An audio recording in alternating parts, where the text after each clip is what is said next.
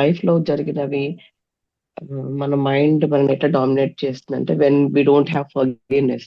అంటే ఎవరైనా క్షమించలేకపోతున్నామంటే మన మైండ్ అనేది మనం ఎప్పుడు రెసిస్ట్ చేస్తూ ఉంటుంది. ఇది కాదు, అట్లా చేయొద్దు, ఇట్లా అని. సో ఫర్గివ్నెస్ అనేది మోస్ట్ ఇంపార్టెంట్ థింగ్. మనం ఇంకా ముందుకెళ్ళాలి, ఆ క్షణాన్ని మనం అనుభవించాలి అంటే ఖచ్చితంగా ఫర్గివ్నెస్ అనేది ఉండాలి. అసలు గుర్తురాట్లేదు ఏమైంది అసలు, కొత్తగా ఉంది.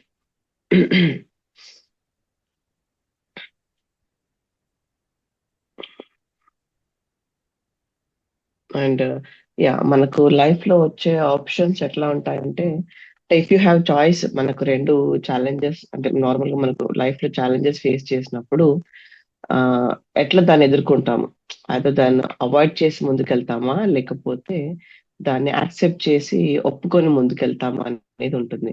So when you don't have any choice, ఖచ్చితంగా ఆ క్షణంలో మీరు దాన్ని యాక్సెప్ట్ చేసి ముందుకెళ్ళడమే ఉత్తమం. అదర్వైజ్ మళ్ళీ మీ మైండ్ అనేది యాక్సెప్ట్ చేయన్నాడు, ఇంకా ముందుకెళ్ళిన కొద్దీ మనకి ఆ బర్డెన్ అనేది ఎక్కువ అవుతూ ఉంటుంది. So just go head. మనకు లైఫ్ లో వచ్చిన ప్రతి క్షణాన్ని, ప్రతి అనుభవాన్ని యాక్సెప్ట్ చేస్తూ ముందుకెళ్తూ ఉంటే కొత్త రకంగా ఉండే జీవితం మనము చూస్తూ ఉంటాము. అదర్వైజ్ అదే రిపిటేటివ్ గా ఉన్న మైండ్ సెట్ తోని ఉంటే ఆ ఛాలెంజ్ ని ఫేస్ చేయకపోవడం అనేది జరిగితే ఇక లైఫ్ లో మళ్ళీ రిగ్రెట్స్ అవుతూ ఉంటాయి. మళ్ళీ కొత్త ఛాలెంజెస్ కి ఫేస్ చేసే అవకాశాలు మనకు దొరకవు. ఆర్ భయంతో, బాధతో మనము లైఫ్ ని లీడ్ చేస్తూ ఉంటాం అన్నమాట. సరే, ఇంత ఉండింది.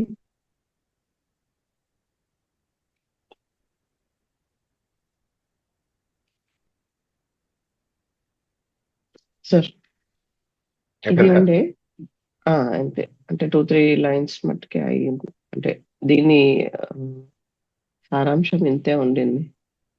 Accept what ever comes. హ్మ్. ఓకే, ఇది అయిపోయింది. వెళ్ళిపోవచ్చు మనం. ఇక్కడ నుంచి త్రూ ఫర్గివ్నెస్ నుంచి.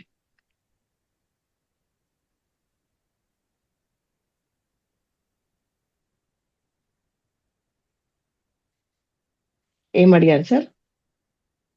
ఇది మొదలు పెట్టచ్చా? ఇప్పుడు త్రూ ఫర్గివ్నెస్ నుంచి స్టార్ట్ చేయవచ్చు.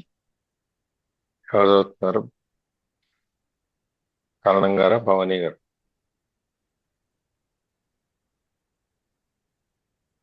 కరణం గారు చదువుతారా?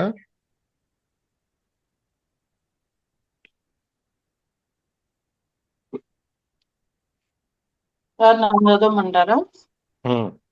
సరే సరే సార్.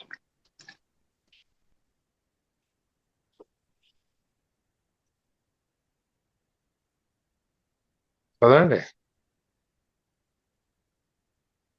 సార్ ఒక్క నిమిషం కళ్ళు తెచ్చుకుంటా. Through forgiveness, which essentially means recognizing the insubstantiality of the past and allowing the present moment to be as it is, the miracle of transformation happens not only within but also without. A silent space of intense presence arises both in you and around you. Whoever or whatever enters that field of consciousness will be affected by it, sometimes visibly and immediately, sometimes at deeper levels with visible changes appearing at a later time. You dissolve discord, heal pain, dispel unconsciousness without doing anything, simply by being and holding that frequency of intense presence. Yeah. Through forgiveness, which essentially means recognizing the insubstance of the past and allowing the present moment to be. Yeah. So forgiveness అనేది ఎట్లా ఉంటుందంటే, మనకు ఆ కొన్ని విషయాలు మనకి చెడుగా కనిపిస్తాయి అన్నమాట. కానీ ఆ చెడు అనేది బికాస్ ఆఫ్ మన లిమిటేషన్స్ వల్ల అది చెడుగా కనిపించవచ్చు. But when we come out, మనం ఎప్పుడైతే ఆ పరిమితి నుంచి, మన లిమిటేషన్స్ నుంచి బయటకు వస్తామో, అది మేబీ వేరే వాళ్ళకి అది మంచిగా కనిపించవచ్చు. సో ఎప్పుడైతే మనం ఆ లిమిటేషన్స్ నుంచి బయటకు రాగలుగుతామో, ఆ లిమిటేషన్స్ మన మైండ్ గిరిగీసి పెట్టుకున్న ఏదైతే మనకు ఒక లిమిటేషన్స్ ఉంటాయో, లేదు ఇంతవరకు ఇది కరెక్ట్, ఆర్ మన రిలీజియన్ వైస్ కానీ, మన ఆర్థిక పరంగా కానీ, మన ఆలోచన పరంగా కానీ, ఆర్ మన ప్రీవియస్ హిస్టరీ పరంగా కానీ, మన కొన్ని లిమిటేషన్స్ ఏర్పరచుకుంటాం కదా. సో ఏవైతే కొన్ని విషయాలు జరిగినప్పుడు దానికి మన రెస్పాన్స్ ఎట్లుంటుందంటే, ఇది అంటే ఇది తప్పు అని అనుకుంటాం. But when we really come out from that limitations, అది మేబీ అది సహజం అనుకుంటాము. లేకపోతే దాని తగ్గట్టుగా మన మైండ్ అనేది పెంచుకుంటే, మన నాలెడ్జ్ అనేది పెంచుకుంటే, అది మనకు ఈజీగా అనిపించవచ్చు. ఆర్ ఓకే, ఇది కామన్ కదా అనిపించవచ్చు. సో వెన్ వి గ్రో, ఎప్పుడైతే కొంచెం ఎదుగుతామో మైండ్ ద్వారా, సో ఆ ఫర్గివ్‌నెస్ అనేది మనం ఇవ్వగలుగుతాము. ఆ సిట్యుయేషన్ కి ఓకే, దీన్ని ఇలా సాల్వ్ చేయొచ్చు, ఆర్ మేబీ దీన్ని ఫర్గివ్ చేయొచ్చు, ఆర్ వాళ్ళు చేసింది కరెక్టే అని అనిపించవచ్చు. సో ఎప్పుడైతే మనకు ఆ హయ్యర్ గా మనము వెళ్ళగలుగుతామో, ఆ ఫర్గివ్‌నెస్ అనేది పాసిబుల్ అవుతుందని. అండ్ కొన్నిసార్లు అదే ఆ ఫర్గివ్‌నెస్ తర్వాత ఒక హయ్యర్ ఎండ్ కి, అంటే మనం ఒక లెవెల్ కి పెరిగినప్పుడు, when we understand the reality of that particular situation గాని, ఆ ఛాలెంజ్ కానీ, ఎప్పుడైతే దానికంటే మనం ఒక మెట్టు ఎదిగినప్పుడు, ఆర్ ఆబ్వియస్‌లీ కదా! మనం నిన్నటికి ఈ రోజుకి ఎదగాలి, ఆర్ తెలివి పెంచుకోవాలి, ఆర్ పరిమితులు పెంచుకోవాలి, ప్రస్తుతాన్ని అలవర్చుకోవాలి, ఆర్ మార్పు సహజంగా ఎట్లయితే మనము ఒప్పుకోవాలి అన్నట్టు చేస్తున్నామో, same thing when we allow, ఇట్లాంటివన్నీ అలౌ చేసినప్పుడు రాను రాను మనకు ఈ నాలెడ్జ్ పెంచుకోవడం జరుగుతుంది, ఆర్ మేబీ ప్రెసెంట్ లో ఉండే ఆ సిచ్యువేషన్ ని హ్యాండిల్ చేసే కెపాసిటీ పెరుగుతుంది. కాబట్టి ఫర్గివ్‌నెస్ అనేది ఆటోమేటికల్ గా వస్తుంది. అండ్ దాని తర్వాత అది ఒక మంచిగా మారే అవకాశం మనం దానికి ఇస్తాము, ఆర్ మనం దాన్ని యాక్సెప్ట్ చేస్తూ ఆ మంచితనాన్ని కూడా మనము అలవర్చుకుంటాం. And then a silent space of intense presence rises both in you and around you. So ఆ తర్వాత silence presence is nothing but మళ్ళీ ఒక హయ్యర్ గుడ్. మళ్ళీ ఎప్పుడైతే మనము అంటే ఒక స్పిరిచువాలిటీకి దగ్గరగా, ఒక ఆధ్యాత్మికంగా మనం ఎప్పుడైతే ఆ సిచ్యువేషన్ ని సైలెంట్ గా దాన్ని చూడగలుగుతామో, ఇన్నర్ పీస్ తో, ఎప్పుడు రియాక్ట్ కాకుండా, ఎప్పుడైతే మనకు వచ్చే కష్టాలు ఖచ్చితంగా ఉంటాయి, like anything can happen in life. But దాని వెనకాల ఉన్న ఆ పీస్ ఎప్పుడైతే మనము నేర్చుకుంటామో, దాన్ని ఎట్లయితే అలవర్చుకుంటామో, ఎస్ ఇది కామన్ లైఫ్ లో, ఇది కామన్. లైక్ మనం ఇంతకుముందు చూసిన ఎగ్జాంపుల్స్ లో యాక్సిడెంట్ కానీ, కొన్ని ఫిజికల్ ఇష్యూస్ కానీ, మేబీ ఎవరైనా చనిపోవడం కానీ, ప్రతి ఒక్కరి లైఫ్ లో ఇవన్నీ జరిగేటివే. కానీ దాన్ని మనం డీల్ చేస్తున్నాము, ఎలా దాన్ని యాక్సెప్ట్ చేస్తున్నాం, దాన్ని మనం ఎలా తీసుకొని ముందుకెళ్తున్నాం అనేది, అది మన ఒక తెలివితనం అన్నమాట.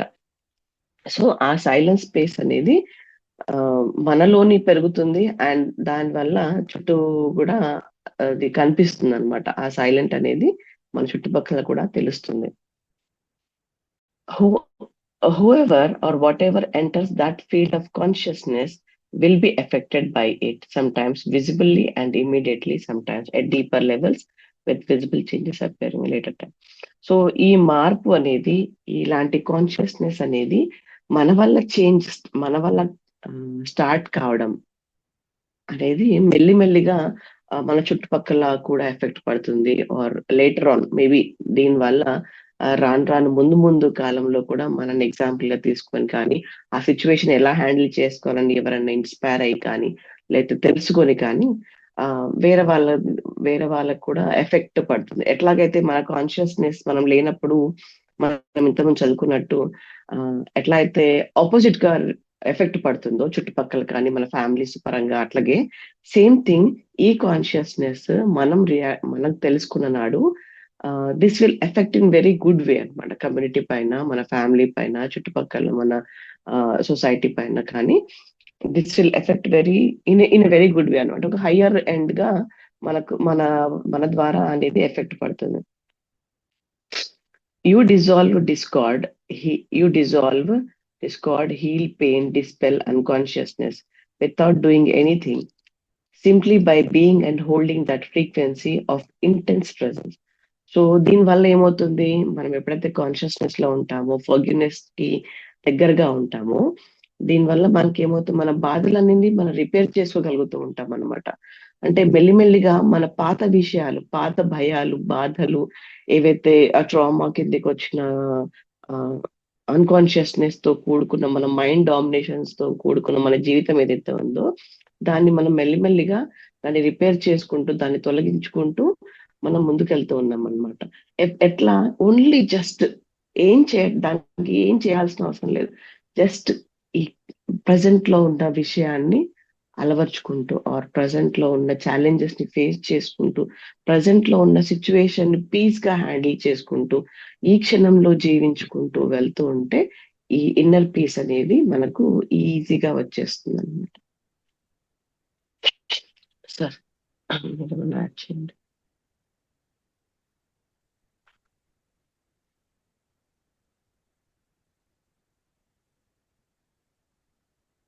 ఈ ఫర్గివ్నెస్ అనేది అంటే మర్చిపోవటం కానీ, క్షమించటం కానీ, ఏదైనా కానీ అది అంటే మనకి అర్థమయ్యేది ఏంటంటే ఫర్గివ్నెస్ ఈ పాత గతాన్ని మనం వదిలేయటం, ప్రజెంట్ మూమెంట్ ని మనం యాక్సెప్ట్ చేయటం, అంగీకరించటం కనుక జరిగితే ఒక మిరాకిల్ ఆఫ్ ట్రాన్స్ఫార్మేషన్ మన లోపల కానీ చుట్టూ కానీ ఒక అద్భుతమైనటువంటి ఈ మార్పు అనేది జరుగుతుంది.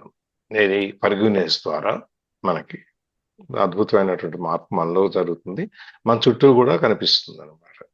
మనం ఈ ఫర్గివ్నెస్ గురించి కూడా మనం మ్యాజిక్ బుక్ లో చదువుకుంటాం. ఏదైనా ఎవరైనా చేస్తే ఫర్గివ్ చేసి మర్చిపోదే, క్షమించేసే, అంతకంటే పెద్దది లేదు అని చెప్పని.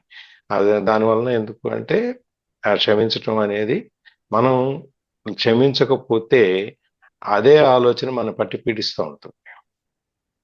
దాంతో మనం కాన్షియస్ మైండ్, ఈ సబ్ కాన్షియస్ అన్కాన్షియస్ మైండ్ లోకి వచ్చేసి మనం ఎంతసేపు దాని గురించి ఆలోచించడం, దాని గురించే మనం ఊహించుకోవటం, దాని తర్వాత ఏం చేయాలని ఆలోచించడం, ఇవన్నీ రకరకాలైనటువంటి భావనలు, భావోద్వేగాలు మునిగిపోతాం. అదే కనుక దులిపేసుకున్నాం అనుకోండి, నాది కాదు అని చెప్పి వదిలేస్తాం అనుకోండి, మనం వేరే దాని మీద కాన్సన్ట్రేట్ చేయడానికి, వేరే దాని గురించి ఆలోచించడానికి అవకాశం ఉంటాయి. అందుకని చెప్పి ఈ మర్చిపోవటం అని, క్షమించటం అనేది ఏదైతే ఉందో దాన్ని మళ్ళీ మనకి ఒక అద్భుతమైనటువంటి మనకు ఒక అద్భుతం అనమాట. ట్రాన్స్ఫర్మేషన్ అనేది, మనకి మార్పు అనేది జరుగుతుంది అనమాట. దాంట్లో కానీ చుట్టూ కానీ, విత్ ఇన్ ఆర్ విత్. ఈ సైలెంట్ స్పేస్ అనేది నిశ్శబ్దమైనటువంటి మనకి ఈ స్థలం ఉంది. నిశ్శబ్దం అనగా మనకు ఉండేటువంటి, అంటే మనలో మనం ఎప్పుడైతే మనం చూసుకోవటం మొదలు పెడతామో, మనలో మన ఇన్నర్ స్పేస్ అనేది మనం మనం క్రియేట్ చేసుకుంటాం. ఆ ఇన్నర్ స్పేస్ అనేది ప్రెజెన్స్, ఆ ఇన్నర్ స్పేస్ లో మనము ఇప్పుడున్న ప్రెజెన్స్ అంటే వర్తమానంలో నుంచి మనం ఎంత గట్టిగా, ఎంత ఫోర్స్ గా, ఎంత మనం ఇంకా ఎక్కువగా ఇంటెన్సివ్ అనమాట ఎక్కువ చేసుకుంటామో, అప్పుడు లోపల కానీ మన చుట్టూ ఇది మన ఈ ప్రెజెన్స్ అనేది మన చుట్టూ, విత్ ఇన్ అంటే వితౌట్, మన చుట్టూ కూడా అరౌండ్ అనమాట. అది మనకి అది ఆ ప్రెజెన్స్ అనేది మనకి బయటకు వస్తుంది అనమాట.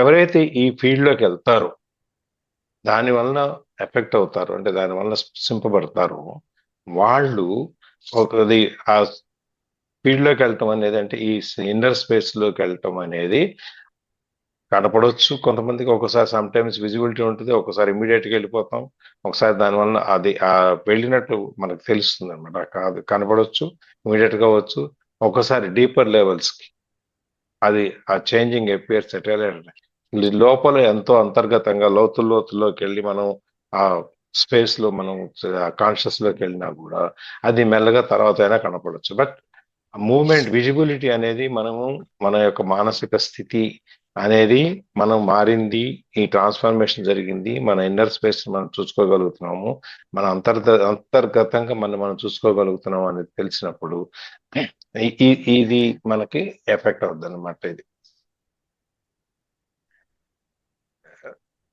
ఇది మనం ఈ dissolve, discard or heal pain, dispel unconsciousness, ఇవన్నీ మనం తొలగిస్తే, అది ఏమి చేయకుండా, అంటే ఏమి చేయకుండా మామూలుగా మన లోపలికి మనం చూసుకోవాలంటే మనం ఏదో ఒకటి చేయాలి కదా. ఏదో మెడిటేషన్ చేయటము, ధ్యానం చేయటము, లేకపోతే కూర్చుని దాని గురించి ఆలోచించటము, గదిలో తలుపేసుకుని కూర్చోటం, లేకపోతే అడవిలోకి వెళ్ళి కూర్చోటం, ఏదో చేస్తాం కదా అవన్నీ. So simply by being and holding that frequency of intense presence, మనకి ఆ ఎప్పుడైతే ఇంటెన్స్ ప్రెజెన్స్ లోపల ఉన్నటువంటి ఆ ప్రెజెన్స్ ని మనం ఎప్పుడైతే పొందగలుగుతామో, చూడగలుగుతామో, నువ్వు ఇంకేమీ చేయక్కర్లేదు. ఏమీ చేయకుండా కూడా నువ్వు దాన్ని సాధించవచ్చు.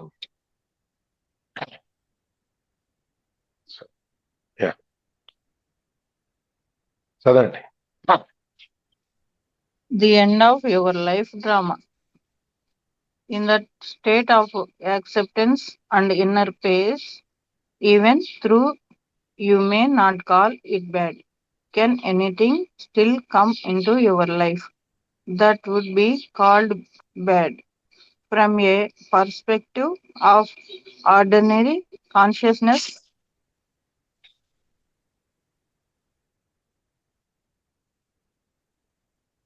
Yeah. Okay. The end of your life drama. అంటే మన లైఫ్ లో ఇప్పుడు జరిగే డ్రామా, ఒకవేళ అన్కాన్షియస్ గా ఉన్న వాళ్ళ గురించి మాట్లాడుతున్నారు. So drama, what is drama? Like anything can happen life లో. మనం ఇక దానికి రియాక్షన్ చేస్తుంటాము, రెస్పాండ్ అవుతూ ఉంటాము. అంటే మనకి తెలియకుండానే జరిగిపోతుంటుంది కొన్నిసార్లు. ఏడుపులు, వెడబొబ్బులు, సంతోషాలు, ఇవన్నీ జరుగుతూ ఉంటాయి లైఫ్ లో. అంటే మనము అన్కాన్షియస్ గా ఉన్ననాడు ఇవన్నీ జరుగుతూ ఉంటాయి. సో ఇది ఒక డ్రామా లాగా తను చిత్రీకరిస్తున్నారు అనమాట. ఏంటి అంటే, in the state of acceptance and inner peace, even though you may not call it bad, can anything still come into your life that would be called bad. ఎప్పుడైతే మన inner conscious, మన మనసు, మన లోపల piece కానీ, మన ఆత్మ ఎప్పుడైతే మనం మొత్తానికి యాక్సెప్ట్ చేయకుండా, మన మైండ్ ద్వారా కానీ, మన బాడీ ద్వారా కానీ, ఎప్పుడైతే యాక్సెప్ట్ చేయకుండా ఉంటామో, అది మనకి చెడులానే కనిపిస్తుంది. ఎప్పుడైతే సిచ్యువేషన్స్ పరంగా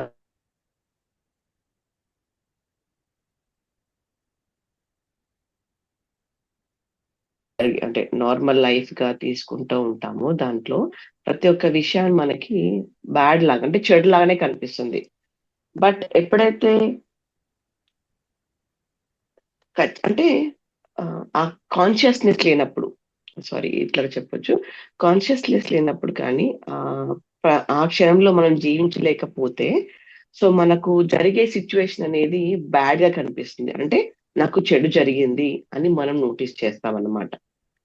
ఇంతకుముందు ఏమనుకున్నాము, లైఫ్ లో ఎలాంటి విషయం జరిగినా కానీ, ఎంత చెడు జరిగినా కానీ, మన లైఫ్ లో ఇన్నర్ పీస్ ఉన్నప్పుడు, ఆర్ మనము ఆ ఉనికిని ప్రెసెంట్ ని లో ఉన్నప్పుడు కానీ, మనకు అది చెడులా కనిపించదు. అదొక అనుభవం లాగా తీసుకుంటాం మనం.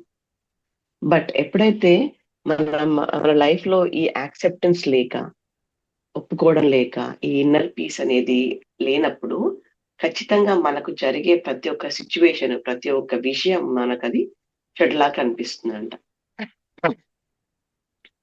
సో ఈ చెడు అనేది మన అజ్ఞానం వల్ల, మన అన్కాన్షియస్నెస్ వల్లనే మనం దాన్ని చూడగలుగుతున్నాము.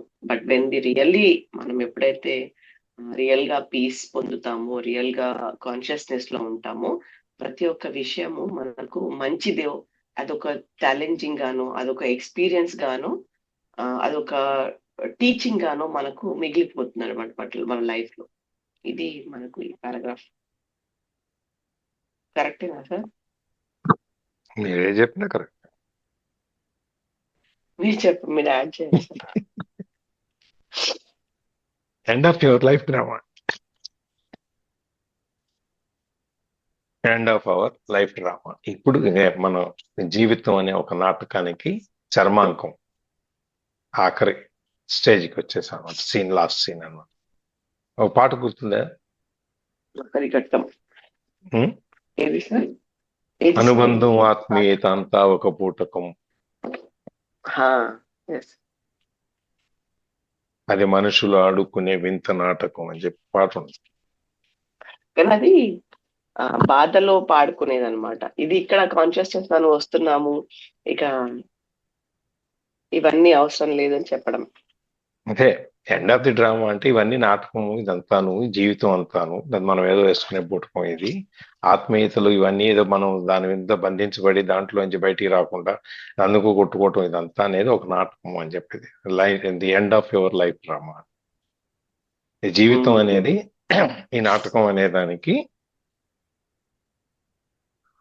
తెరతల్లిస్తాను. అనేది ఒక ఈ డ్రామా, లైఫ్ డ్రామా, ఈ జీవితం అనే ఒక నాటకం లాస్ట్ లోకి వచ్చేసి చర్మాంకంలోకి అని చెప్పి. In that state of acceptance, దీని క్వశ్చన్ ఏంటంటే, in that state of acceptance and inner peace, even though you may not call it bad, can anything still come into your life and that would be called bad from a perspective of ordinary consciousness? ఈ state of acceptance and inner presence, acceptance అనేది ఏదొచ్చినా మన మంచికి అని చెప్పి మనం అన్నిటికీ మనం అంగీకరించుతాం అనుకోండి, అప్పుడు ఇన్నర్ పీస్, లోపల ప్రశాంతంగా ఉంటాం. అది మనం చెడు అని పిలవచ్చు, లేకపోతే మంచి అని పిలవచ్చు, ఏదైనా పిలవచ్చు. But can anything still come into your life that will be called bad? ఒకసారి నువ్వు ప్రతిదీ ఏదొచ్చినా నా మంచికి, ఏదొచ్చినా మన మంచిగా అనుకున్నప్పుడు, నువ్వు అది చెడు కానీ మంచి కానీ ఏదైనా కానీ, నువ్వు ఇంకా నీ జీవితంలోకి బ్యాడ్ అనేది ఏదైనా, నువ్వు చెడు అనేది పిలువబడేది ఏదైనా నీ జీవితంలోకి వచ్చే అవకాశం ఉందా? ఏది ఎవరి దృష్టిలో నుంచి చూస్తే ఒక ఆర్డినరీ కాన్షియస్నెస్ కనుక, ఒక సామాన్యమైన కాన్షియస్నెస్ లో నుంచి కనుక మనం చూసినట్లయితే ఇంకా బ్యాడ్ అనేది ఇంకా ఏమైనా ఉంటుందా జీవితంలో? ఒకసారి మనం ఆ స్టేజ్కి వచ్చేసిన తర్వాత మనకి ఏమి ఉండవు. ఉత్తాన పాతాలు కానీ, లేకపోతే ఉచ్చనీచాలు కానీ, లేకపోతే ఇంకే అసలు ఏది మనకేం పట్టదు. అది పట్టినప్పుడు ఇది మామూలు కాన్షియస్ నుంచి కనుక చూస్తే మనకి ఆ బ్యాడ్ అనేది అని మనం అనిపిస్తుందా అనేది క్వశ్చన్ చూద్దాం. Most of the so-called bad things that happen in people's life are due to unconsciousness. They are self-created, or rather ego-created. I sometimes refer to those things as drama. When you are fully conscious, drama does not come into your life anymore. Let me remind you briefly how the ego operates and how it creates drama.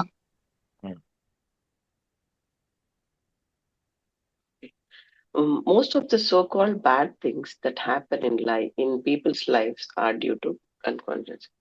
So మన life లో జరిగే ప్రతి ఒక్క ఇబ్బందులకి are ప్రతి ఒక్క చెడుకి కారణము మనము in the sense మన అన్కాన్షియస్నెస్. అంటే మనం దాన్ని ఆస్వాదించలేకపోవడం వల్ల జరిగే చెడు కావచ్చు, మనం దాన్ని యాక్సెప్ట్ చేసుకోవడం కాకపోవడం వల్ల చెడు అనేది జరుగుతుంది మన లైఫ్ లో. అది మోస్ట్ ప్రాబ్లీ అంటే ఎక్కువ మట్టుకి అలాగే జరుగుతుంది.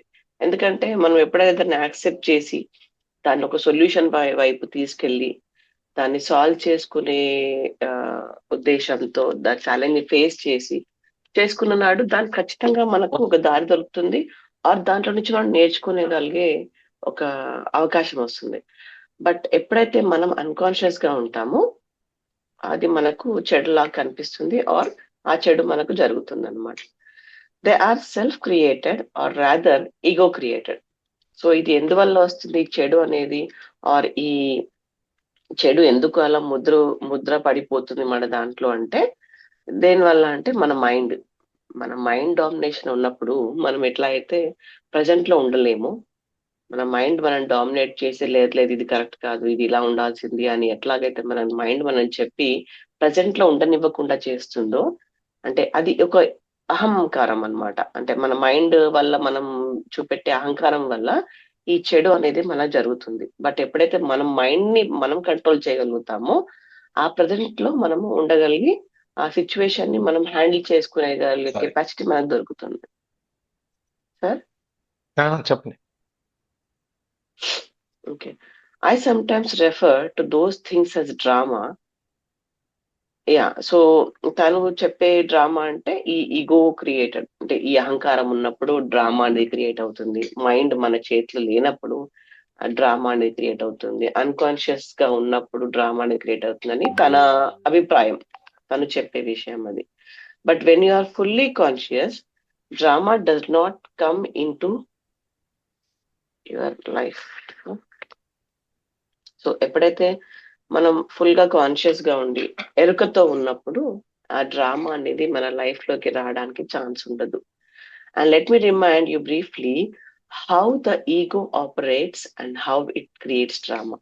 సో ఇప్పుడు ఇంకా ముందు ముందు ఏం చెప్తున్నారంటే, మన ఈగో, మన అహంకారం ఎలా మనకి మన జీవితంలోనికి వచ్చి మనల్ని ఎట్లా ఆట ఆడిస్తుందో, మనల్ని ఎట్లా డ్రామా గురి చేస్తుందో అనేది తను ఇక ముందు ముందు చెప్తారట.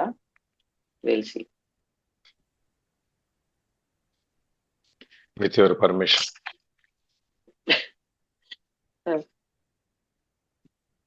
Most of the so called bad things, అసలు బ్యాడ్ అంటే గుడ్ అంటే ఏంటి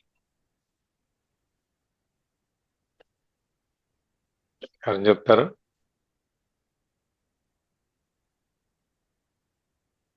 మనకు నష్టం చేసేవి కానీ, మనకు బాధ కలిగించేటి కానీ, అట్లాంటివి మనం చెడు అనుకుంటాము. మనకు సంతోష పెట్టేటివి, మనల్ని హ్యాపీగా ఉంచేటివి, మనల్ని హెల్దీగా ఉంచేటివి మంచివి, గుడ్ గుడ్ థింగ్స్ కానీ, గుడ్ పీపుల్ కానీ, మంచి వాళ్ళు కానీ అనుకుంటాం. అంటే మీకు బ్యాడ్ అది మన అయిందల్లా అందరికీ బ్యాడ్ పర్స్పెక్టివ్. అవుతా? అది మన పర్స్పెక్టివ్. కాబట్టి బ్యాడ్ అనేదానికి గుడ్ అనేదానికి డెఫినేషన్ ఏం లేదు.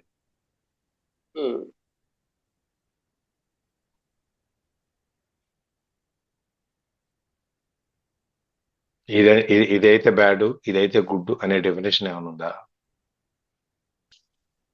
లేదు సార్, అది మన ఫీలింగ్. అంతే, అదొక ఫీలింగ్. ఎందుకంటే మీకు గుడ్ అయింది నాకు గుడ్ కాకపోవచ్చు, నాకు బ్యాడ్ అయింది మీకు బ్యాడ్ కాకపోవచ్చు. డ్రింకింగ్ ఉంది, నాకు బ్యాడ్, ఇంకొకరికి రోజు తాగేవాడికి గుడ్. అది తాగకపోతే వాడు ఉండలేడు. అందుకని అక్కడ వాడు వాడింది ఏంటంటే సో కాల్డ్ బ్యాడ్ థింగ్స్.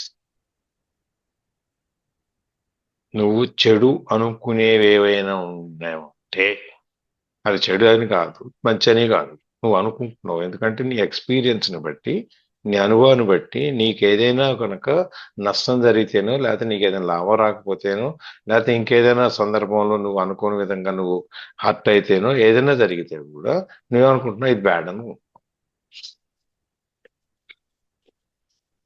అంతేనా?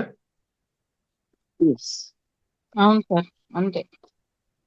గుడ్ అనేది ఎప్పుడు నీకు లాభం జరిగితేనో, లేకపోతే నీకు మంచి జరిగితే, ఐ మీన్ లాభం జరిగితేనో, అది నీకు కలిసి వస్తేనో, లేకపోతే ఎవరో నిన్ను సింహాసనం మీద కూర్చోబెడితేనో, ఇవన్నీ నువ్వు గుడ్ అనుకో.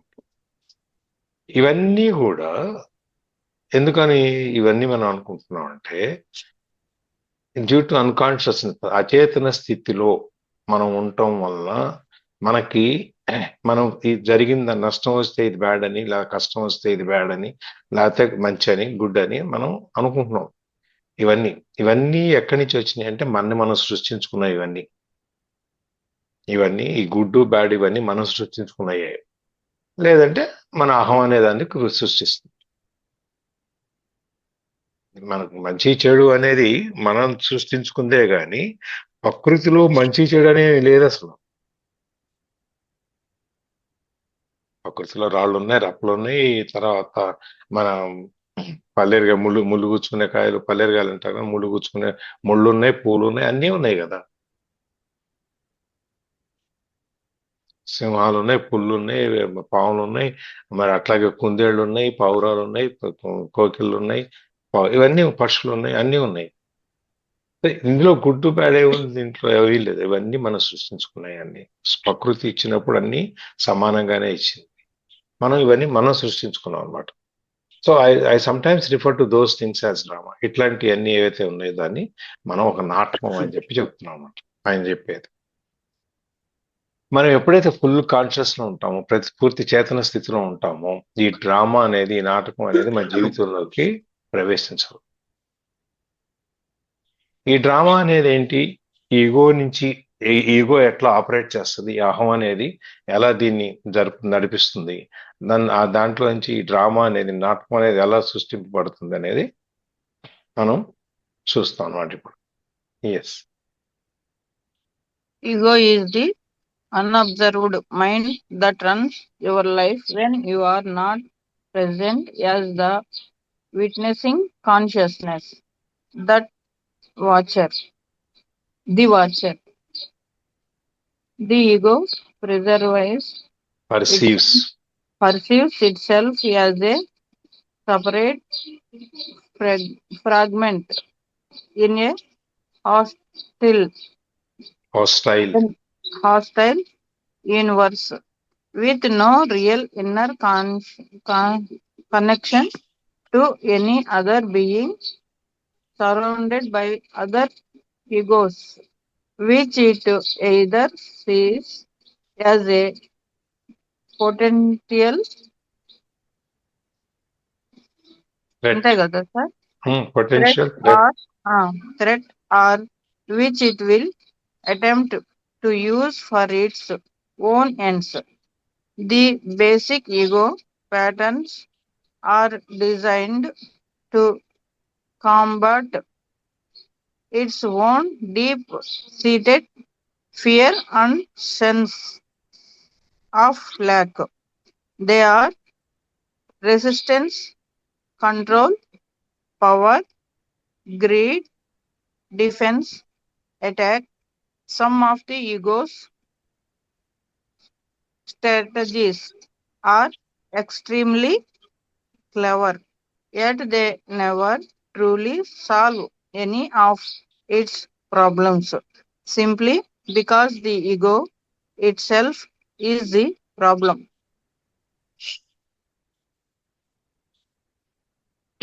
Okay. Ego is the unobserved mind that runs your life when you are not present as a witnessing conscious. So అహంకారం అంటే ఏంటి అని చెప్తున్నారు తను. అన్అబ్జర్వ్డ్ మైండ్ అంటే మనకు తెలియకుండా మన మైండ్ ని మనము కాన్షియస్ గా అబ్జర్వ్ చేస్తుంటే మన ఆలోచనలో ఏం నడుస్తున్నాయి, మన ఆలోచన ఎట్ సైడ్ వెళ్తుంది, అంటే ఇప్పుడు ఈ ప్రస్తుత క్షణం మనం ఏం ఆలోచిస్తున్నామన్న ఒక కాన్షియస్నెస్ తో, ఒక ఎరుకతో మనం మైండ్ ని అబ్జర్వ్ చేస్తుంటే వాటిని మనం కంట్రోల్ చేయొచ్చు. ఆర్ లేదు నేను ఇలా ఆలోచించొద్దు అని మనకు ఒక ఆలోచన వచ్చి దాన్ని మార్చుకొనడానికి మనము ప్రయత్నిస్తాం. మనం ఇంతకుముందు భయపడిన హస్బెండ్ రిలేషన్స్ లో చూసాము, గొడవ వచ్చినప్పుడు అది మంచికే జరుగుతుందని, లేకపోతే వాళ్ళిద్దరి మధ్యలో గొడవ జరుగుతున్నప్పుడు తను ఆలోచించడం అనమాట. అంటే ఒక క్షణం ఆగి ఇక గొడవ ఎందుకు జరుగుతుంది, నేను ఇప్పుడు అరుస్తున్నాను, నేను ఇప్పుడు కోప్పడుతున్నాను అని మనల్ని మనం తెలుసుకోవడం అనమాట. అంటే మన మైండ్ ని మనం రీడ్ చేసినప్పుడు, మన మైండ్ ని మనము రీడ్ చేసినప్పుడు జరిగే డిఫరెన్సెస్ ఎట్లా ఉంటాయి, అదే అన్అబ్జర్వ్డ్ మైండ్. అంటే ఎప్పుడైతే మనకు తెలియకుండా మన మైండ్ డామినేషన్ లో పడి మనం ఏదన్నా మాట్లాడుతూ, ఏదన్నా గొడవ పడుతూ, అరుచుకుంటూ ఉంటే ఇట్స్ నథింగ్ బట్ మన ఈగో అన్నమాట. అంటే మన అహంకారం అనేది కనిపిస్తూ ఉంటుంది ఆ మాటల్లో, ఆ చేతల్లో, లేకపోతే ఆ థాట్స్ లో. మనం ఒక చూడంగానే ఎట్లా జడ్జిమెంట్ ఇస్తాము, అది మన అన్అబ్జర్వ్డ్ మైండ్ అన్నమాట. అంటే జస్ట్ ఇచ్చేసి వెళ్తుందా, అరే కొంచెం పొట్టిగా ఉన్నాడు, కొంచెం పొడిగా ఉన్నాడు, వీడు కొంచెం నల్లగా ఉన్నాడు, ఏదో ఒక కామెంట్ అయితే చేస్తుంటాం. సో అది మన అన్అబ్జర్వ్డ్ మైండ్. మనం ఎరుకతో చేయట్లేదు. ఎరుకతో చేసినప్పుడు జస్ట్ ఒక కామన్ మ్యాన్ గా తీసుకుంటూ వెళ్తాం, ఒక సిచ్యువేషన్ ని జస్ట్ ఈజీగా హ్యాండిల్ చేసుకుంటూ వెళ్తాం. కానీ అక్కడ ఆగి వాళ్ళ గురించి కామెంట్ చేసే అంత అవకాశాన్ని మాత్రం మనం మైండ్కి ఇవ్వం. సో ఈ అహంకారం అనేది ఎప్పుడు పుడుతుందంటే, ఎప్పుడైతే మన మైండ్ మన కంట్రోల్లో ఉండదో, మన మైండ్ మనము అబ్జర్వ్ చేయకుండా ఎలాగైతే అంటే నడుస్తూ ఉంటుందో అది అహంకారం అన్నమాట. ఆర్ మనకు ఎరకతో లేనప్పుడు జరిగే విషయాలు, మన మైండ్ ని మనల్ని నడిపించే విషయాలు అనేది మన అహంకారం. ద వాచర్, ద ఈగో తను వాచర్. అంటే మన మైండ్ అనేది మనని చూస్తూ ఉంటుందన్నమాట. లైక్ మనం ఏం చేస్తున్నామో లైక్ మనం నడిపించేది కాబట్టి మనల్ని గమనిస్తూ ఉంటుంది. మన మైండ్ తన చేతుల్లో ఉందా? మనం చెప్పినట్టు వింటుందా అనేది. The ego perceives it self as a separate fragment in a hostile universe with no real inner connection to any other being, surrounded by other egos, which is either sees or a potential threat. Okay.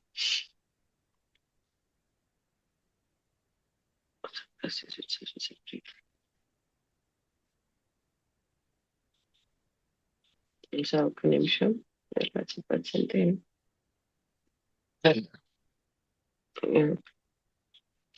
So ఈ అహంకారం అనేది ఎట్లా చూస్తుందంటే మనల్ని ఈ ప్రపంచం నుంచి వేరుగా చేస్తుంది అనమాట. నువ్వు కూడా కామన్ మ్యాన్, నువ్వు కూడా ప్రతి ఒక్కరిలాగా ఒక మనిషివే, నువ్వు కూడా అందరిలాగా పక్షుల్లాగా యానిమల్స్ లాగా నువ్వు కూడా ఇక్కడ ఉండడానికే వచ్చావు, ఉండి కొన్ని రోజులు ఉండి తర్వాత వెళ్ళిపోతావు అని అట్లా కాకుండా, అంటే మన ఒక కామన్ గా కాకుండా మన అహంకారం ఏం చేస్తుందంటే మనల్ని ఒక సెపరేట్ గా చేస్తుంది అనమాట. ఈ ప్రపంచం నుంచి నువ్వు గొప్ప అని, నువ్వు వేరే అని, నీకు అన్నీ తెలుసు అని, వాళ్ళకి తెలియదని. అంటే ఎట్లా చేస్తుందంటే మనల్ని ఒక సెపరేట్ ఎంటిటీ లాగా చేసేస్తుంది అనమాట. మన సొసైటీలో కానీ, మన ఫ్యామిలీస్ లో కానీ, నాకు చాలా డబ్బు ఉంది వాళ్ళకి లేదు, మా ఫ్యామిలీ పరంగా మేమే చాలా చదువుకున్న వాళ్ళమని. అంటే ఇట్లాంటి పర్స్పెక్టివ్ లో మనల్ని ఒక స్టేజ్, ఒక పొజిషన్ లో పెట్టేస్తుంది మన మైండ్, అంటే మన అహంకారం అనేది. అండ్ ఏమనుకుంటుంది, ఈ ప్రపంచం అనేది మనకు శత్రువులాగా చూపెడుతుంది.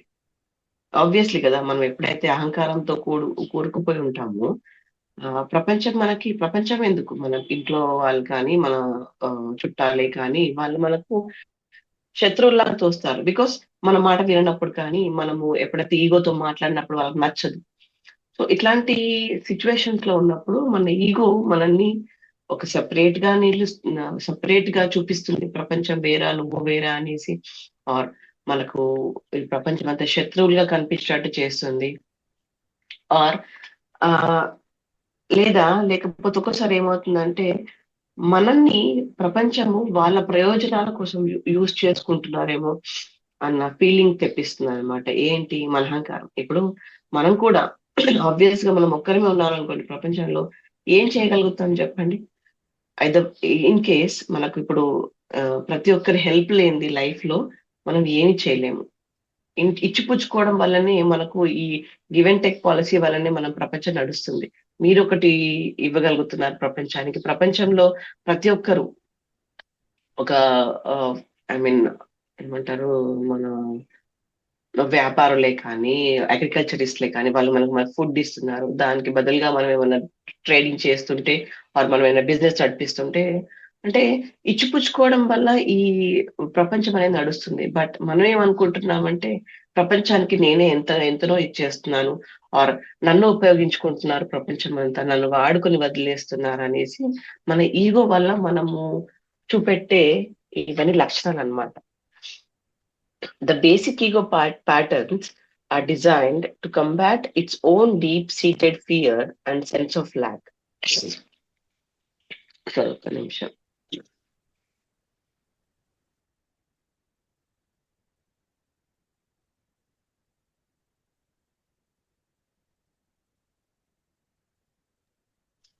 Yeah. The basic ego patterns are designed to combat its own deep-seated fear and sense of lack. So, ఈ మెయిన్ గా ఈ అహంకారం అనేది ఏం చేస్తుందంటే మనకు అంటే ఒక భయం వల్ల పుట్టే ఇవన్నీ లక్షణాలు అన్నమాట. ఆర్ మేబీ ఈ ప్రపంచాన్ని యాక్సెప్ట్ చేయకపోవడం వల్ల, ఆర్ ఇతరులు చేసేది నచ్చకపోవడం వల్ల, సెన్స్ ఆఫ్ ల్యాక్, ఆర్ మన దగ్గర ఉన్న లోటుపాట్ల వల్ల మనకు ఈ అహంకారం అనేది చూపెట్టగలుగుతాం అనమాట. ఆర్ అహంకారం అనేది మన మైండ్ లో ఉండిపోతుంది, ఆర్ అహంకారంతో మనం జీవిస్తూ ఉంటాము. ఎప్పుడైతే ఈ భయం వల్ల ఇవన్నీ కలుగుతూ ఉంటాయి అన్నమాట. ఈ భయం వల్ల కానీ మన ఉనికి లేకపోవడం వల్ల మనం ఈ ఈగో అనేది చూపించగలుగుతాం. And they are resistance, control, power, greed, defence, attack. దీనివల్ల మనం ఎట్లా ప్రవర్తిస్తామంటే ఒక రెసిస్టెన్స్ అంటే ప్రతిఘటిస్తామన్నమాట. ప్రపంచంతో ఆర్ మన చుట్టుపక్కల వాళ్ళతో కానీ సొసైటీతో కానీ మనం కంట్రోల్ చేయడానికి ప్రయత్నిస్తాము ఆర్ ప్రతిఘటిస్తాము. ఆర్ మన పవర్, నేను ఒక పెద్దవాడిని అన్నట్టు ఒక పవర్ చూపెట్టడం కానీ, డబ్బున్న వాడిని అని కానీ, తెలివిపరుణ్ణి కానీ అలాంటి పవర్ చూపెట్టడం కానీ. గ్రీడ్ అంటే ఆశ చూపెడుతూ ఉంటాం. అంటే ఒక దాని కోసం మనం బాగా వెంబర్లాడుతూ ఉంటాం, మనకి ఇది కావాలి కావాలి కావాలి అని. డిఫెన్స్ అంటే మనము మేబీ రక్షించుకోవడం చేస్తూ ఉంటాము, ఆర్ వాళ్ళకి అండ్ అటాక్, దాడి చేయడానికి ప్రయత్నిస్తాం. సో ఇవన్నీ ఏం లక్షణాలంటే మన అహంకారానికి లక్షణాలన్నీ కనిపిస్తూ ఉంటాయి. సో ఇవన్నీ మనము ఎప్పుడైతే కాన్షియస్ గా గమనిస్తూ ఉంటామో మన అన్అబ్జర్వ్డ్ మైండ్ నుంచి అబ్జర్వ్డ్ మైండ్ కి వెళ్ళగలిగితే మన అహంకారం అనేది తొలగిపోతూ ఉంటుంది అనమాట. Some of the ego strategies are extremely clever, yet they never truly solve any of its problems simply because the ego itself is a problem. So కొన్నిసార్లు ఈ అహంకారాలు కలిసినప్పుడు ఏమవుతాయంటే గొడవలు వస్తాయి, పెద్ద పెద్ద పోరాటాలు జరుగుతాయి. ఇప్పుడు వార్, మనకు జరిగే ఇరాన్, ఇజ్రాయిల్, అమెరికన్ వార్స్ ఎట్లయితే వేరే వాళ్ళ పైన చూపిస్తున్నారు, అండ్ వాళ్ళ ఎమోషన్స్ కొన్నిసార్లు అండ్ ఎవ్రీథింగ్. సో ఈ అహంకారాలు ఉన్నప్పుడు ఇవన్నీ జరుగుతూ ఉంటాయి అన్నమాట. చాలా పెద్ద పెద్ద ఎత్తున ఇవి జరిగి సామాన్య ప్రజలకు కానీ ఇండివిజువల్ గా ఎఫెక్ట్ పడుతూ ఉంటుంది. ఒకవేళ ఈ అహంకారం అనేది పెద్ద ఎత్తున జరిగినప్పుడు ప్రతి ఒక్క వారికి, అంటే వాళ్ళ కంట్రీలో వాళ్ళకు నచ్చకపోవచ్చు ఈ వార్స్ జరిగేటివి, కొంతమందికి నచ్చుతుండొచ్చు. ఇలా చేయడం వల్లనే మనకు కంట్రోల్లో వస్తారు, ఈ ప్రపంచం మన కంట్రోల్లో ఉంటుంది, నాకే అంత కావాలి అన్నట్టు. ఈ ఇరాన్ వాళ్ళే పవర్ గా ఉండాలని వాళ్ళ కోరిక వల్ల మనకి ఇప్పుడు జరిగే ఈ అటాక్స్ కానీ మనం చూస్తున్నాం, because of their ego. So and then some of the ego strategies are extremely clever, yet they are not truly solved.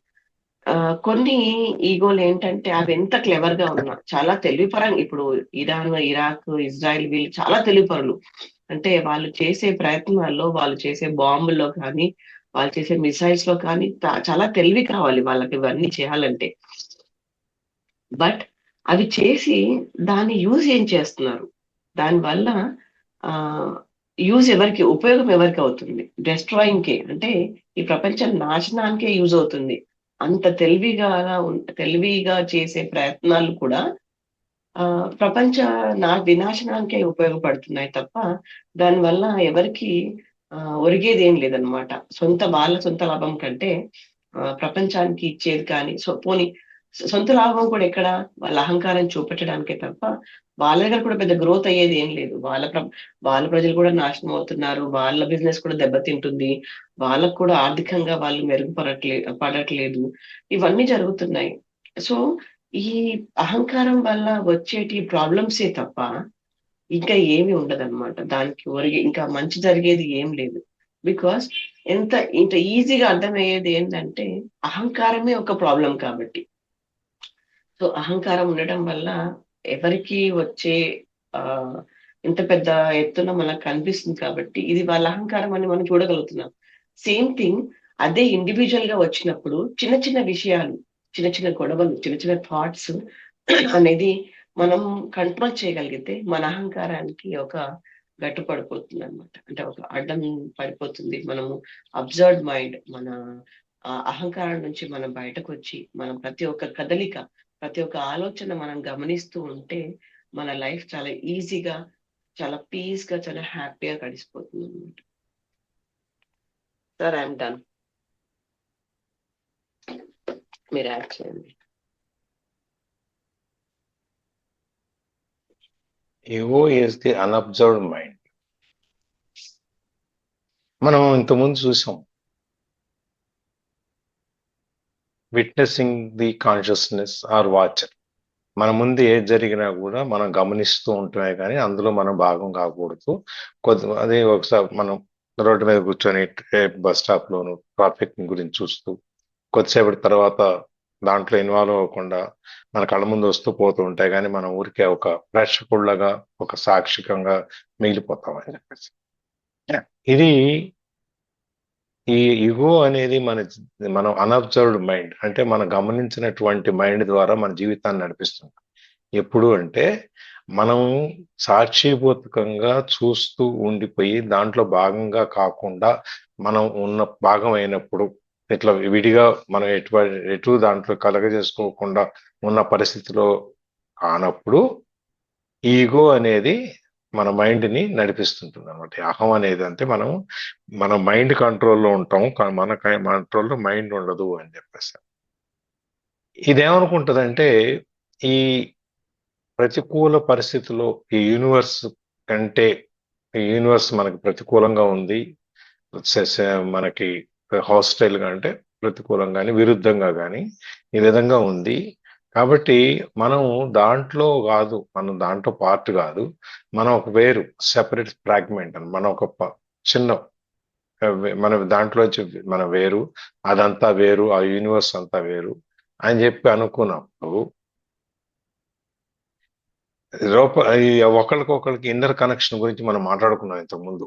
అందరం ఒక స్టేజ్ లో గనక అతీతమైన స్టేజ్ లోకి వెళ్తే మనం అందరం ఒకరికొకరు ఇన్నర్ సైడ్, మన ఇంటర్నల్ ఈ లోపల అంతర్గతమైన శక్తి అంతా కలిసి ఉంటుంది, ఇన్నర్ కనెక్షన్స్ ఉంటాయి అని చెప్పి మనం ఇంతకుముందు చేసుకున్నాం. మనం అది ఈ ఈగోస్ ద్వారా ఉండిపోయినప్పుడు అది మనకు ఈ రెండు ఎండ్స్, ఏది మనం ఈ ఈగో దాని యొక్క చివర్లు, అంటే దాన్ని యొక్క సాధించటం కోసం ఆఖరికి విజయాన్ని సాధించడం అనేటువంటి అహం దానికి తీసుకెళ్తాను. ఈ బేసిక్ మన మౌలికంగా ఈ ఈగో ప్యాటర్న్స్ ఎట్లా ఉంటాయంటే ఈ resistance, control, power, greed, defence, ఇవన్నీ అటాక్, ఇవన్నీ మనకి ఈ ప్యాటర్న్స్ మనకి డిజైన్ అయిపోయి ఉంటాయి అన్నమాట. దాన్ని ఇవన్నీ మనలో ఉండి మన లోపల ఒక భయం అనే దాన్ని మనకు క్రియేట్ చేస్తుంది. ఎక్కడెక్కడో లోపల కణాలు మనకి ఎక్కడో ఉంటది అనమాట భయం అనే దాన్ని. దాని మీద మనకు ఈ పోరాటం చేయటానికి ఇవన్నిటికీ మనకి వస్తాయన్నమాట. ఈ డీప్ రూటెడ్ ఫియర్ ఏదైతే మన లోపల అంతర్గతంగా ఎక్కడో దాగి ఉన్న భయాన్నితో మనం పోరాటం మొదలు పెడతానికి ఈ ప్యాటర్న్ ఇవన్నీ ఈ బేసిక్ ఈగో ప్యాటర్న్స్ ఇవన్నీ ఉంటాయన్నమాట. ఒక్కోసారి ఈ ఈగో ప్యాటర్న్ ఎట్లా అనిపిస్తుంది అంటే స్ట్రాటజీ, ప్రణాళిక అనేది కనుక ఎట్లా ఉంటుంది అనిపిస్తుంది అంటే చాలా తెలివిగా మనం వీటి నుంచి బయటకు రావడానికి మనం చాలా తెలివిగా మనం ప్లాన్ చేసాము అనుకోవచ్చు. ఇప్పుడు మేడం చెప్పినట్టు ఇరాన్ ఇజ్రాయెల్ యుఎస్ వార్ ఉందనుకోండి, ట్రంప్ ఏమనుకుంటున్నాడు, నేను ఇరాన్ లో ఆటమిక్ పవర్ కంట్రీ కాకుండా, దాన్ని అణుశక్తి దేశంతో కాకుండా దాన్ని నేను నాశనం చేసేస్తున్నాను, దీనికి నేను చాలా గొప్ప స్ట్రాటజీ, చాలా ప్రణాళిక వేశాను అనేది. ఇదంతా దేనివల్ల వచ్చింది? అహం అనే దానివల్ల. నేను ఏదైనా చేయగలను, ఏదైనా ఆపగలను, ఏదైనా ఉంచగలను అని చెప్పి. ఈ అసలు ప్రాబ్లం ఎక్కడొచ్చింది? ఆటమిక్ కంట్రీ అయితే ఇరాన్ కనుక దాని ప్రపంచంలో నేను ఒక మిసైల్, ఒక క్షిపణి కనుక ప్రయోగిస్తే అమెరికాలోని చాలా పార్ట్ ఆఫ్ ది కంట్రీ నాశనం అయిపోతుంది. అందుకని ఇజ్రాయెల్ వీళ్ళు కలిసి దీన్ని రానియకూడదు అని చెప్పేసి అని వాళ్ళు ఒక స్ట్రాటజీ వేసుకున్నారు, ఒక ప్రణాళిక. అది చాలా తెలివిగా వేశామని చెప్పి అనుకునేదాన్ని. కానీ యాక్చువల్గా జరిగేది ఏమైంది? ఇరుపక్షాలకు కూడా అది నష్టమే. వాళ్ళిద్దరికే కాకుండా ఈ ప్రపంచంలో అందరూ దేశాలు ఏదో ఒక విధంగా ఏదో సందర్భంలో కనెక్ట్ అయి ఉన్నాయి, వ్యాపారకంగానో భౌగోళికంగానో లేకపోతే ట్రెడిషనల్ గురించో ఏదో ఒక చోట ప్రపంచంలో ప్రతి దేశం ఒకదాన్ని ఒకటి కనెక్ట్ అయ్యింది. నేను చాలా తెలివిగా దీన్ని చేస్తాను అనుకునే దాని యొక్క ప్రభావం ఏదైతే ఉందో అది అందరి మీద పడుతుంది అన్నమాట. యాక్చువల్గా ఈ స్ట్రాటజీ సమస్యని పరిష్కరించటానికి నేను వేసే ప్రణాళిక చాలా తెలివిగా చాలా గొప్పగా వేశాను అనుకునేది ఒక విధంగా చూస్తే అది నిజంగమైన ప్రణాళిక కానే కాదు. అలా కనిపిస్తుంది. ఇది సమస్యని తీర్చదు. ఇప్పుడు అక్కడ ఉన్న సమస్య ఇరాన్లో ఆటమిక్ పవర్ కాకుండా ఉండటానికి నేను ఏదో చేస్తున్నాను అని చెప్పేది సమస్య. కానీ నువ్వు వేసిన స్ట్రాటజీ ఏదైతే ఉందో నేను వీళ్ళని అది వాళ్ళ మీద జయించి వాళ్ళ మీద యుద్ధం చేసి ఆ కంట్రీ అంతా నాశనం చేసేసి నేను ఇది కాకుండా చేస్తాను అని చూపించేటువంటి నీ యొక్క అహం ఏదైతే ఉందో అది నిజంగా ఒక కరెక్ట్ అయిన ప్రణాళిక కాకపోవచ్చు. ఎందుకంటే ఇక్కడ ప్రాబ్లం వచ్చి యాక్చువల్గా ఆ కంట్రీలోనో ఈ కంట్రీలో ఉన్నది కాదు, నీ అహమే ఒక ప్రాబ్లం. నీ అహాన్ని నువ్వు తగ్గించుకుంటే ప్రాబ్లం సాల్వ్ అవుతాయి. అట్లా కాకుండా నువ్వు అహాన్ని పెంచుకుని అహంతో నువ్వు ఏదో ఒక పెద్ద స్ట్రాటజీ వేసి ఒక ప్రణాళిక వేసి నేను దీన్ని సర్దుతాను, దీన్ని సాల్వ్ చేస్తాను అని చెప్పి నువ్వు చేసుకుంటూ వెళ్ళే ఈ అహం అనేదే అసలు సమస్య. నీకు పరిస్థితిని అర్థం చేసుకోవటానికి, నీకు అర్థం కాకుండా ఉండటానికి అడ్డొచ్చేది నీ అహం. అందుకని చెప్పి అహం అనే దాని వలన ఈ జీవితంలో ఈ డ్రామా, ఈ లైఫ్ అనే డ్రామాలో, జీవితం అనే ఈ నాటకంలో ఇది మనకి ముందుకు పోకుండా అడ్డం పడుతుంది అన్నమాట. రేపు చూద్దామా? టైం అయినట్టు 6:25. ఏమైంది సార్? 6:30 అవుతుంది కదా. అదే. Thank you Praveena. Thank you sir. Thank you Praveena madam. Thank you sir. Thank you very much sir. Thank you అమ్మా ప్రవీణ. Thank you sir. శ్రోతలకు you, కూడా థ్యాంక్ యూ. అన్నా శ్రోతలకు గారు. కూడా థ్యాంక్ యూ. థ్యాంక్ యూ శ్రోతలకే ముందు థ్యాంక్స్. చెప్పాను సార్, ముందు ఆల్రెడీ చెప్పేశాం కాబట్టి వెనక అదే. తీసుకోలేదు సార్. ఇవాళ క్లాస్ అదే కదా సార్, జరిగిపోయింది కాదు, అప్పటికప్పుడు రియలైజ్ అయిపోతే బాగుంటుందని. ఎస్.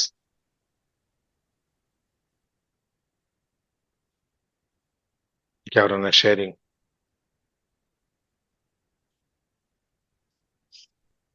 ఈ రోజు ఈగోస్ గురించి మళ్ళీ చెప్పారు సార్, కరెక్ట్ గా చెప్పారు. ఏదైనా మన వల్ల తప్పు జరిగింది అని అనిపిస్తే ఈగోలుగా పోకుండా వెంటనే గనక మన వల్ల ఇట్లా పొరపాటు జరిగింది అని చెప్పి మన భారం కూడా మనం దించుకునే అవకాశాలు ఉన్నాయి సార్ అనిపిస్తుంది. ఈ రెంటికి ఈ ఇరాన్ ఇప్పుడు జరిగే యుద్ధానికి కానీ ఇంతకు ముందు ఒక సందర్భం సెకండ్ వరల్డ్ వార్ తర్వాత అనుకుంటాం, ఈ అమెరికా రష్యా వీళ్ళిద్దరికి పడిసావదు కదా, కోల్డ్ వార్ నడుస్తుండేది. ఆ కోల్డ్ వార్ లో ఉన్నప్పుడు వీళ్ళు ఏం చేస్తారు, వీళ్ళు డైరెక్ట్ గా ఫైట్ చేయరు, వీళ్ళు కీలు బొమ్మల్ని పెట్టి వాళ్ళతో ఫైట్ చేస్తారు. ఆ విధంగా రెండు దేశాలు యుద్ధం దానికి సిద్ధమయ్యి, ఇప్పుడంటే మిసైల్స్ ఇవన్నీ ఉన్నాయి, అప్పుడు అంతా మళ్ళీ ఆర్మీ ఇన్ఫంట్రీ కదా, వాళ్ళు మనుషులు సైన్యం అటు పక్కన ఇటు పక్కన రెడీ కూర్చున్నారు పోట్లాడుకోవడానికి, ఫైర్ చేసుకోవడానికి గన్స్ అన్ని రెడీ పెట్టుకుని. అది జరిగితే మూడో ప్రపంచ యుద్ధానికి దారితీస్తుంది ఆ రోజున. ఇప్పుడు ఉత్కంఠ, మనం నిన్నట్లా మన సెమీఫైనల్స్ మ్యాచ్ లాగా ఎవరు గెలుస్తారు ఏంటి అనేది ఆ లాస్ట్ మూమెంట్ లో అందరూ టెన్స్ గా ఉంది అనమాట, ప్రపంచం అంతా ఎంజాయ్ చేయాలని. ఒక్క క్షణం ఈ అహం అనే దాన్ని పక్కన పెట్టి కనుక చూస్తే, ఇది ఆగటానికి ఎవరైనా ఒక్కళ్ళు వెనక్కి అడుగేస్తే ఈ యుద్ధం ఆగిపోద్ది. ఒక్క అడుగు ముందుకేస్తే యుద్ధం జరుగుతుంది. తేడా ఏంటంటే ఒక్క అడుగు. ఇద్దరి ఈ ఆర్మీ ఆఫీసర్స్, హైయెస్ట్ ఆఫీసర్స్ వాళ్ళందరూ నిల్చొని ఉన్నారు అక్కడ. యుద్ధం చేయటమా మానేయటమా అనేది అక్కడ ప్రసక్తి వచ్చినప్పుడు, ఒక దేశానికి సంబంధించిన ఆర్మీ చీఫ్ ఎవరైతే ఉన్నారో కొంచెం తెలివిగా ఆలోచించి అహం అనే దాన్ని పక్కన పెట్టి ఆలోచించి ఒక్కడుగు వెనక్కేస్తారు. ఎప్పుడైతే వీళ్ళు ఒక్కడుగు వెనక్కేశారో రెండో వాడు 2 అడుగులు వెనక్కేశారు. ఆ విధంగా ఆర్మీ, ఇద్దరు దేశాల ఆర్మీ వాళ్ళ ప్లేస్లోకి వెళ్ళిపోయినాయి. యుద్ధ భూమిలో నుంచి ఇద్దరు వెనక్కి వెళ్ళిపోయారు ఎవరికి వాళ్ళు. ఆ విధంగా ఒక పెద్ద మూడో ప్రపంచ యుద్ధం వచ్చే దాన్ని ఒక్క తెలివిగా యుగోను పక్కన పెట్టి ఒక క్షణం ఆలోచించినందుకు అంత పెద్ద నష్టం తప్పింది.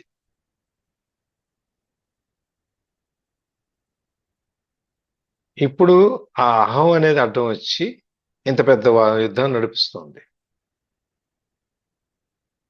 ఏదైనా కారణం అహం.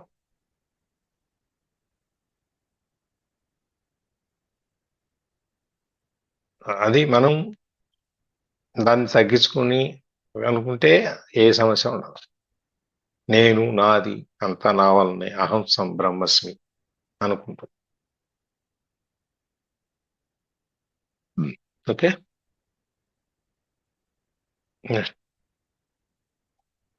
ఇంకెవరన్నా?